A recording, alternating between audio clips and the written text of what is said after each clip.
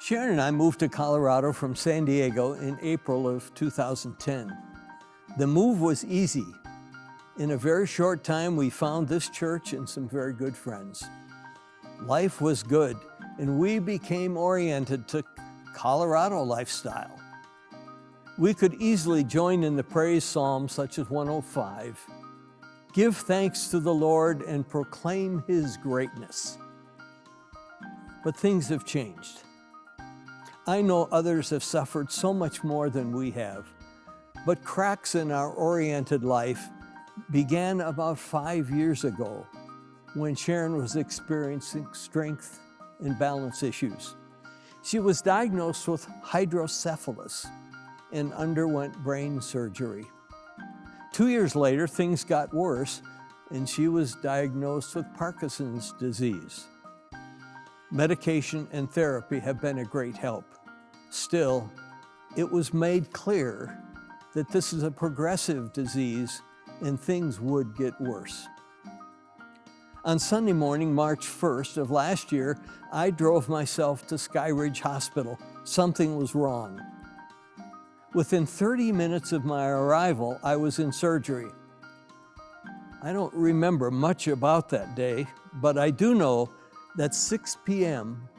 that day, I was back in surgery.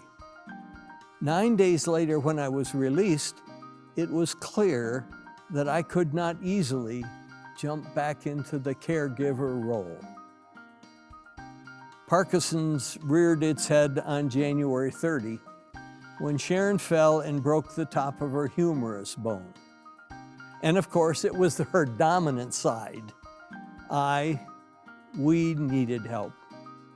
By myself, I could not get Sharon down 3 steps to get her into the car for a doctor's appointment, or maybe more importantly, for a hair appointment. And of course, that's just the time the pandemic was raising its ugly head, and that impacted all of us emotionally. These were dark, disoriented times.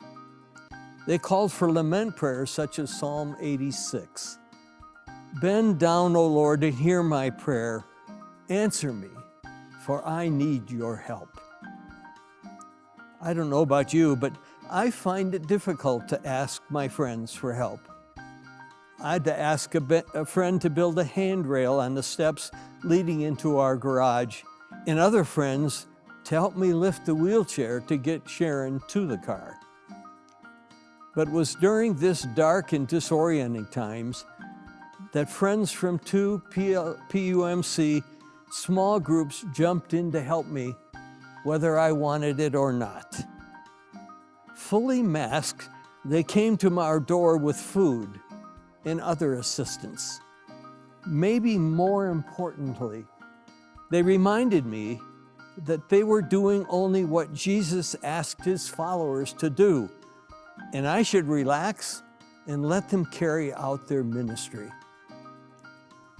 Life has changed for the Strawns, and we are learning to reorient our lives with the reality of Parkinson's and aging.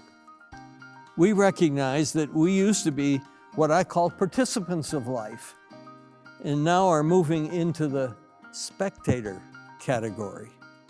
But that's not bad. There are still things, small things maybe, that we can do for the kingdom.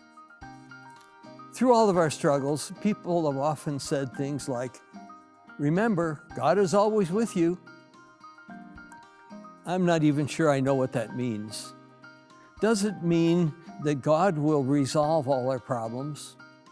I believe that the God who created the university could and can solve all of those difficulties if He chooses.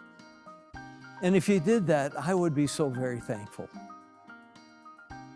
And what I do know, what I've experienced, is that God has been there for me, for us, through the ministry of friends in our small groups. And I hope I can do that in the future for others. As a member of our small group reminded me a couple of weeks ago, David, God will never stop loving you. God will never withdraw His grace from you, regardless of what's going on in and around your life. In the words of Psalm 107, give thanks to the Lord, for He is good. His faithfulness endures forever.